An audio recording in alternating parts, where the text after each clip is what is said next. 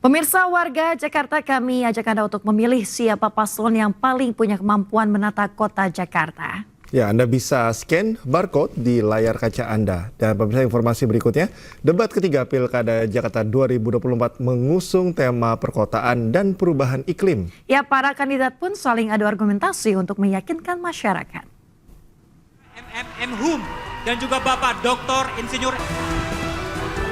Pemirsa, selain diwarnai dengan adu argumentasi antar paslon, debat Pilkada Jakarta ketiga ini juga menggunakan tambahan format baru di mana warga dapat bertanya langsung kepada para paslon.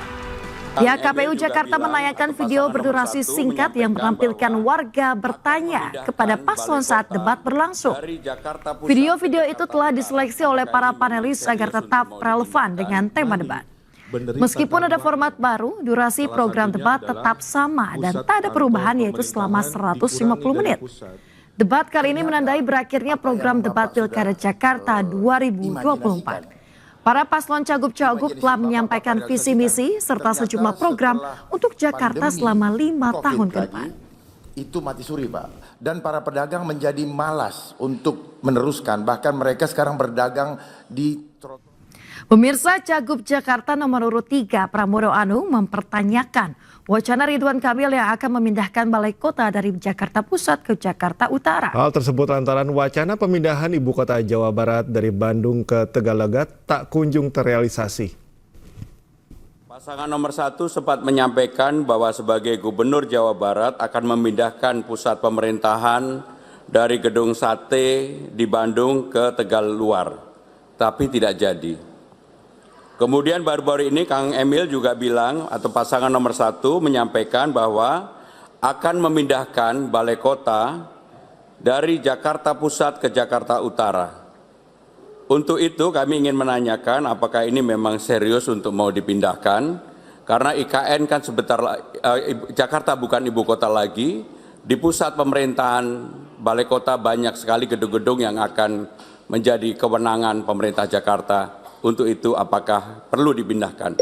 Apakah ini juga bagian dari imajinasi yang dihadirkan oleh pasangan nomor 1? Di Jawa Barat, Bandungnya udah jadi kota wisata. Bercampur-campur dengan kota pemerintahan. Kemacetan di mana-mana. Tentara-tentara di Bandung itu rumahnya jauh, Mas. Karena dulu memang pusat militer dari zaman kolonial. Sehingga ibu kota Jawa Barat memang tidak cocok untuk ada pusat pemerintahan lagi, maka ada wacana itu. Jakarta juga sama. Kalau tadi ada yang tertawa urusan imajinasi, lah IKN itu datang dari imajinasi. Nah sekarang kalau Jakarta mau mengurangi macet, selain perluasan transportasi publik, mari benerin tata ruangnya. Salah satunya adalah pusat kantor pemerintahan dikurangi dari pusat. Tentu ini harus didialogkan kepada stakeholder di Jakarta. Jadi IKN adalah imajinasi, wacana ini juga imajinasi, realitanya kita diskusikan. Mohon maaf. Pemirsa, Cagup Jakarta nomor urut 2 Dharma Pongrekun mempertanyakan kenapa teras Cihampelas di Bandung, Jawa Barat yang dibangun Ridwan Kamil kini mati suri setelah diterpa pandemi. Dharma juga kembali menyinggung pandemi COVID, deflasi dan inflasi yang merupakan desain pihak tertentu. Ketahui bersama, Bapak punya ikon di Bandung adalah teras Cihampelas dengan proyeknya. Betul Pak ya? Nah, ternyata apa yang Bapak sudah imajinasikan, ya, imajinasi Bapak realisasikan, ternyata setelah pandemi COVID lagi, itu mati suri Pak. Dan para pedagang menjadi malas untuk meneruskan, bahkan mereka sekarang berdagang di trotoar atau di emper-emper. Karena apa? Karena sepi tempatnya. Pak Dharma punya rumah, terus Pak Dharma pindah oleh pemilik baru, rumahnya nggak diurus. Terus orang-orang bilang, oh ini salah Pak Dharma, rumahnya jadi hancur. Kan nggak begitu. Karena pengganti saya tidak melanjutkan, tidak mempromosikan, sehingga terjadilah apa yang tadi disebutkan. Beda halnya kalau kami membangun, terus gagalnya kami masih saat memimpin. Nah itu kan bisa didebatkan. Tapi kalau mempertanyakan masa lalu padahal ada pengganti yang seharusnya melanjutkan, memelihara, memuliakan PKL, ya itulah kira-kira jawabannya. Waktu Bapak jadi wali kota, COVID belum ada, Pak. Pandemi itu terjadi awal tahun 2020. Sebenarnya COVID ini tidak perlu terjadi kalau kita berani menyampaikan kepada pimpinan. Karena COVID inilah yang selama ini saya perjuangkan untuk menolak pandemi lagi, karena saya tahu semua persoalan inflasi yang terjadi di bangsa ini by design, Pak. Adanya deflasi, terjadi inflasi. Adanya barang-barang import membanjiri, akhirnya apa? Produsen lokal tidak mampu lagi, pajak tinggi. Ya pemirsa, Dharma Pongrekun Cagup Jakarta nomor urut 2 menyebut air merupakan kebutuhan dasar manusia. Dharma mencetuskan sejumlah ide, salah satunya air siap minum gratis bagi warga Jakarta. Rasa pembatasan tidak perlu dilakukan karena air merupakan kebutuhan dasar manusia. Kalau perlu yang dibatasi adalah hentikan korupsinya. Itu sesungguhnya yang harus dibatasi. Kalau korupsi tidak ada, rakyat Jakarta tidak perlu membeli air galon. Karena sebenarnya PDAM mampu menyiapkan teknologi itu. Hanya persoalannya apakah ada goodwill, ada political will di situ. Waspada dengan permainan revolusi industri. Bapak. Kemudian, sebenarnya kalau kita tahu cara mengatasinya, sudah ada 2 waduk di Sukamahi dan juga waduk Ciawi. Itu bisa kita manfaatkan untuk menampung banjir kiriman. Mulai sekarang saya mengajak, mari kita tidak menganggap banjir itu musibah, tapi mari kita menganggap banjir itu adalah rezeki dari Tuhan, sehingga sikap alam terhadap kita kepada alam akan menentukan. Pemirsa, Cawagup Jakarta nomor urut 3 Rano Karno memaparkan sejumlah solusi tentang pengelolaan sampah. Menurutnya, produksi sampah bisa ditekan hingga 35% jika rumah tangga melakukan pemilahan sampah. Sebetulnya restribusi sampah ini tidak dibutuhkan jika tata kelola sampah sudah benar dan efisien. Karena itulah keluarlah peraturan ini. Kemudian pemilahan dulu sampah itu harus berangkat dari rumah tangga. Masalah sampah bisa selesai sampai 35% jika bisa dipilah dari rumah tangga. Bank sampah di Negara Banju, orang yang bisa memilah sampah plastik justru diberi uang. Kemasan plastik menjadi deposit.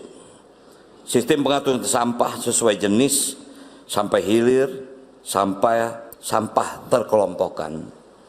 Kemudian pengolahan sampah modern, RDV, refuse, di refuel, sampah diolah menjadi bahan bakar. Kemudian sampah bisa menjadi energi, menjadi PLTA sampah. Kemudian bisa dijadikan sampah produk yang bernilai. Saya punya usaha restoran, kami memilah sampah dari rumah, karton, plastiknya kami pisahkan, kami kirim ke bank sampah, dan itu menjadi pelatihan satu ekosistem dari sebuah perumahan yang memang ada di sekitar ini. Jadi mungkin saran saya nanti kita akan ciptakan ekosistem seperti ini di setiap perumahan agar sampah bisa menjadi rezeki, bukan menjadi masalah. Pemirsa, kurang dari 2 pekan Pilkada Jakarta, pertarungan calon gubernur dan wakil gubernur kian sengit. Sejumlah tokoh berpengaruh digandeng untuk mengerek elektabilitas paslon.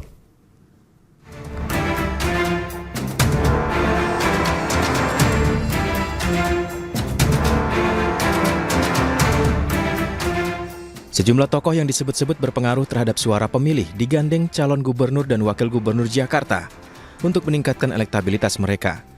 Para pasangan calon kemudian berlomba untuk memperoleh dukungan dari tokoh berpengaruh tersebut.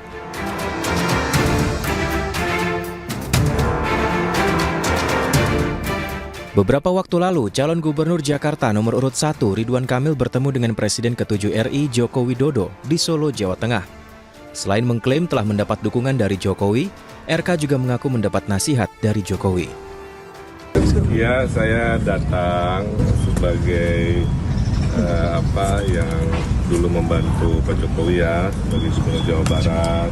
Per hari ini juga masih kurator IKN, bertanya tentang pengalaman beliau khususnya yang teknis tentang Jakarta, karena Pak Jokowi kan dulu Gubernur Jakarta juga, untuk membekali saya dengan hal-hal terkait Jakarta, masa depannya seperti apa, dan ya 90% nasihat-nasihat buat saya yang masih muda ini untuk berbuat lebih baik dan lebih berprestasi. Yang pertama, Bapak Ridwan Kamil ini kan memiliki pengalaman sebagai Gubernur Provinsi Jawa Barat, sehingga saya kenal betul beliau. Dan yang kedua tadi juga diskusi mengenai perencanaan untuk Jakarta, gagasan-gagasan besar untuk Jakarta. Saya kira semuanya sudah sangat jelas sekali. Selain bertemu Jokowi, sehari sebelumnya RK juga bertemu tokoh berpengaruh lainnya, yakni Presiden Prabowo. Pertemuan berlangsung hangat dalam sebuah makan malam dan membahas sejumlah hal, di antaranya terkait perkembangan Ibu Kota Nusantara (IKN).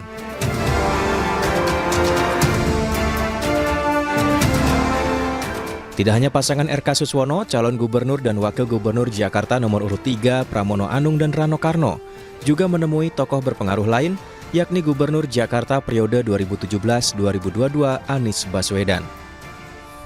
Pertemuan digelar secara tertutup, namun dijelaskan dalam media sosial Anies dan Pramono bahwa pertemuan itu membahas mengenai Jakarta. Pemirsa, Lembaga Survei Carta Politika Indonesia menyampaikan data soal pengaruh endorsement Jokowi dan Anies Baswedan. Hasilnya endorsement dari Anies masih cukup tinggi mempengaruhi suara paslon Pilkada Jakarta.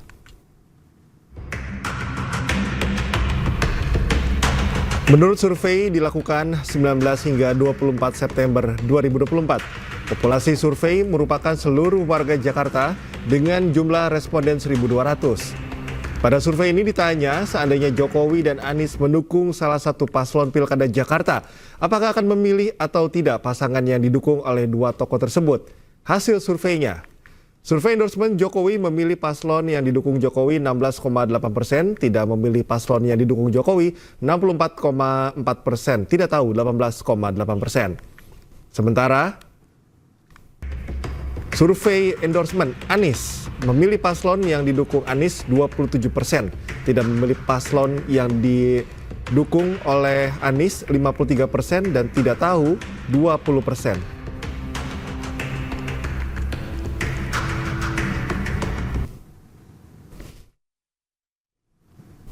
Pemirsa, Presiden ke-7 Republik Indonesia Joko Widodo kembali berkampanye untuk paslon Cagup Cawagup Jawa Tengah Ahmad Lutfi Taj Yassin di Grobogan, Jawa Tengah. Menurut Jokowi, Grobogan merupakan wilayah potensial untuk mendulang suara bagi paslon nomor urut 2 tersebut.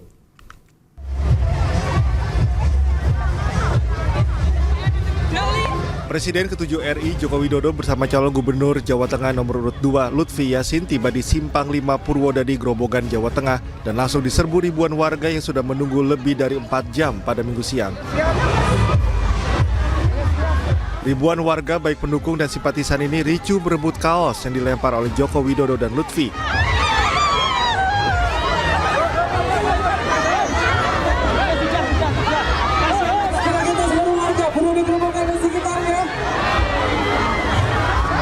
Beberapa emak-emak yang ikut di tengah kerumunan sempat terjatuh dan terjepit.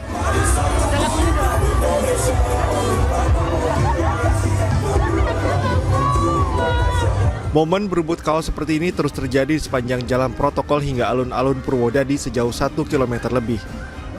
Jokowi mengaku Grobogan merupakan wilayah terbesar dan diharapkan bisa menjadi salah satu pendukung kuat untuk memuluskan calon gubernur Jateng nomor urut 2 ke kursi gubernur. Alasan memilih Grobogan Pak menjadi tempat ketiga Pak W ini Pak? Alasan memilih Grobogan? Kita akan melihat ada angka-angka, ada evaluasi dari situ, dari survei.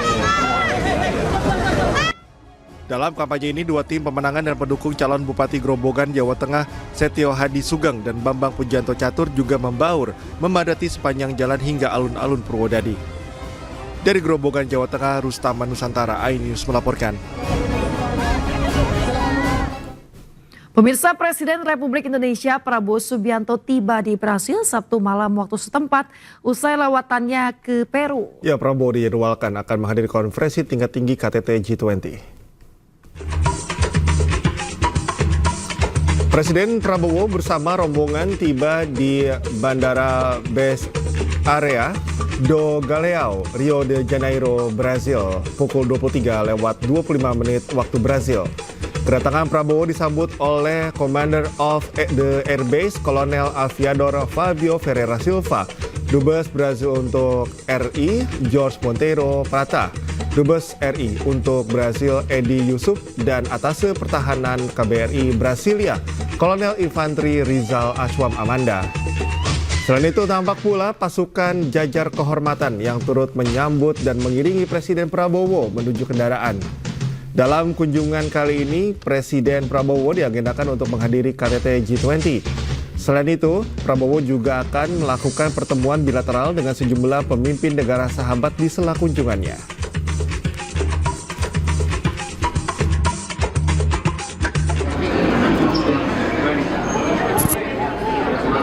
Pemirsa, kedatangan Presiden Prabowo Subianto di Brasil juga disambut puluhan warga Indonesia. Mereka menyiapkan buket bunga untuk diberikan kepada Prabowo setibanya di Brasil. Sejumlah WNI mengaku merasa bangga bisa melihat langsung kehadiran dari Presiden Prabowo yang tiba di Rio de Janeiro. Mereka bahkan ada yang menunggu hingga 3 jam demi bisa melihat Prabowo.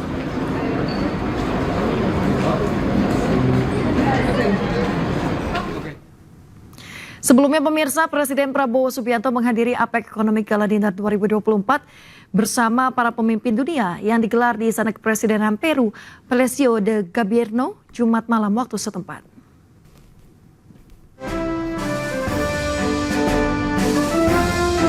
Presiden Republik Indonesia Prabowo Subianto menghadiri APEC Economic Gala Dinner 2024 yang diselenggarakan di Istana Kepresidenan Peru, Palacio de Gobierno, di Lima, Peru pada Jumat 16 November 2024. Presiden Prabowo tiba di Istana Kepresidenan Peru pada pukul 19 malam waktu setempat. Dalam momen Gala Dinner tersebut, Prabowo tampak akrab bercengkrama dengan sejumlah pemimpin dunia. Salah satu momen menarik terjadi saat Prabowo bergandengan tangan dengan Presiden Amerika Serikat Joe Biden sambil berbincang dengan Perdana Menteri Kanada Justin Trudeau. Nampak pula momen keakraban antara Presiden Prabowo dengan Presiden China Xi Jinping yang duduk bersebelahan saat Gala Dinner. Adapun dalam rangka forum KTT APEC 2024 di Peru, Prabowo turut melakukan sejumlah pertemuan bilateral, di antaranya dengan Presiden Peru Dina Boluarte, Perdana Menteri Australia Anthony Albanese, Presiden Vietnam Luong Chong, Perdana Menteri Kanada Justin Trudeau, dan juga Perdana Menteri Selandia Baru Christopher Luxon. Pemirsa, selama berada di Peru, Presiden Prabowo tak hanya hadiri KTT APEC. Ya, namun juga menggelar pertemuan bilateral dengan sejumlah kepala negara sahabat.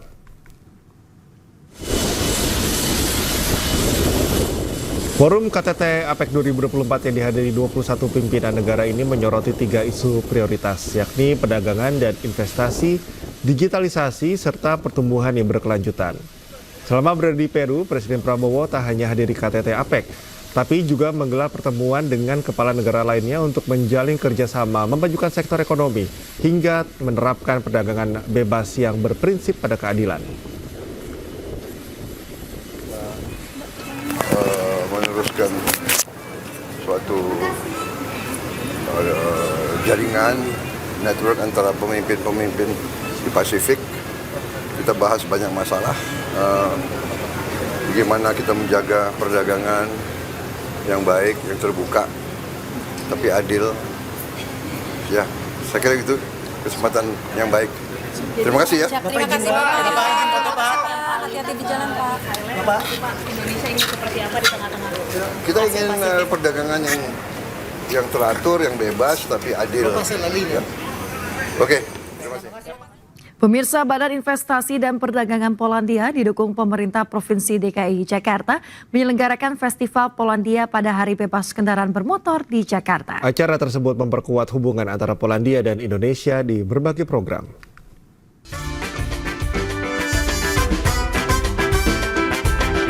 Poland Festival kembali digelar. Festival ini merupakan hasil kolaborasi antar Badan Investasi dan Perdagangan Polandia dengan berbagai pihak yang bertujuan untuk memperkenalkan Polandia lebih dekat kepada masyarakat Indonesia, tak hanya dalam aspek budaya, namun juga peluang bisnis dan inovasi yang ada di Polandia. Sebagai festival budaya dan perdagangan terbesar Polandia di ASEAN, acara ini memperkuat hubungan antara Polandia dan Indonesia melalui program dinamis di bidang FMCG, teknologi, pendidikan, dan industri.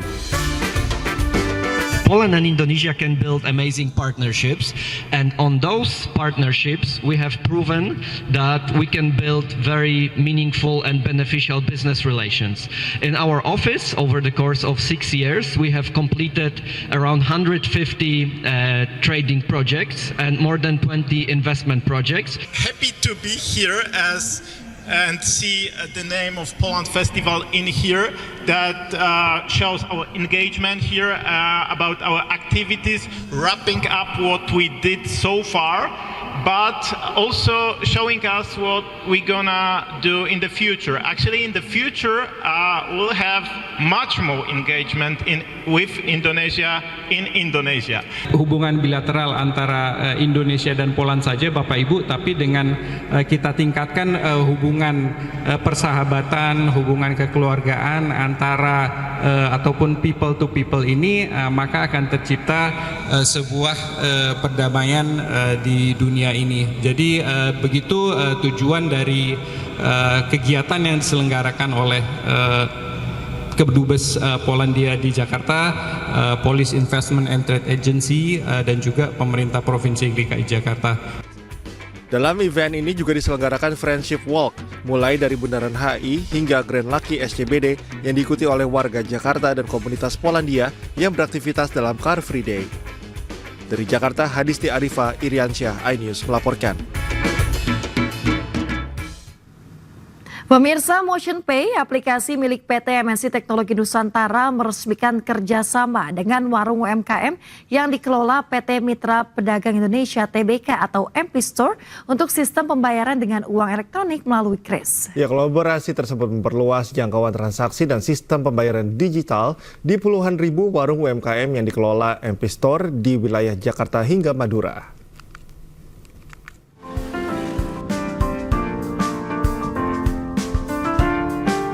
Untuk memajukan inklusi keuangan di Indonesia, MotionPay, aplikasi uang elektronik milik PT MNC Teknologi Nusantara, unit usaha dari PT MNC Capital Indonesia (TBK) di bawah naungan MNC Group, kembali meresmikan kerjasama dengan warung UMKM yang dikelola oleh PT Mitra Pedagang Indonesia (TBK) atau MP Store. Kolaborasi yang telah dijalin sejak tahun 2021 ini telah berhasil mengintegrasikan KRIS MotionPay sebagai alat pembayaran digital di 50.000 warung UMKM yang dikelola oleh MP Store di wilayah Jakarta hingga Madura. Warung Madura yang terletak di Jalan Kebon Sirih Timur Dalam ini merupakan warung UMKM ke-50.000 yang melakukan sistem pembayaran menggunakan KRIS MotionPay. Pencapaian ini juga menjadi tonggak baru untuk memperluas akses pembayaran digital di seluruh Indonesia dengan target 100.000 warung di masa mendatang. Kita mengintegrasi dengan KRIS agar memudahkan customer untuk bisa membayar tentunya dengan lebih cepat. Juga uang nggak perlu bawa receh gitu ya, bisa uang pas yang ditransfer gitu lewat layanan KRIS. Dan ini juga mendukung program Bank Indonesia untuk memajukan inklusi keuangan terutama yang digital. Saya melihat kerjasama ini cukup strategik karena MotionPay bagian dari MNC Group yang memiliki advantage dekat dengan brand FMCG seperti itu, sehingga bisa melakukan availability campaign selain itu di digital ataupun di televisi, bisa juga melakukan distribusi produknya di warung-warung Madura yang sudah kita menjadi mitra dari kita. Melalui kemitraan MotionPay bersama MP Store ini menjadi bukti nyata komitmen dalam mendukung transformasi digital di Indonesia, serta diharapkan dapat meningkatkan literasi keuangan digital dan memperkuat ekonomi lokal, terutama di kalangan pelaku UMKM. Dari Jakarta, Muharlin Diastriawan, iNews melaporkan. Pemirsa, Jorge Martin rebut gelar juara dunia MotoGP 2024 di seri pamungkas Barcelona. Informasi olahraga akan kami hadirkan usai jeda, tetaplah bersama kami.